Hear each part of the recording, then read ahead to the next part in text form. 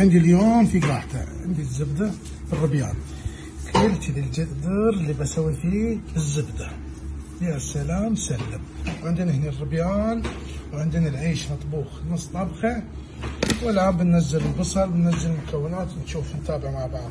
عندي الربيان فحته نص فوحه بطريقه جديده، حار، طماط، البصل، كل هذه المكونات عندي، كمون وابزار وكركم وملح. هاي الملح كل هالكميه بنخلطها مع ثوم وزنجبيل مثل ما انتم شايفين. كل هذه المكونات بس بنخلطها كذي، بندعكها دعاك وبننزلها في الصحن.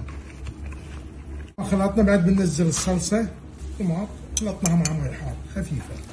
هذه الطريقه بس بنحركها.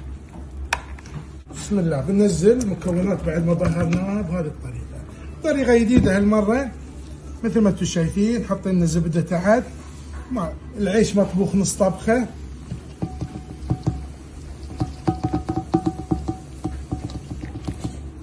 بهذه الطريقه نوزع.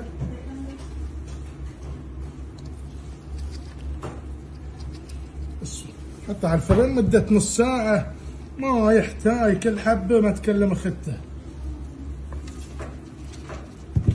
ضفت ماي الشخال اللي شخلناه، او ماي عادي بتضيف استكانه قد استكانه، بس اي شيء تحط شوي ترطب العيش. وعندي زبده والوان، وحتى اللي بقى من الحمسه بعد نزلته بهذه الطريقه. هذا حطينا الحديده والرسايه، خلاص خليه يسكر العيش لانه مستوي نص طبخه. نكتمه. بسم الله. بننشف في قاعته بهذه الطريقه بسيطه سهله ولدي. بسم الله الرحمن الرحيم.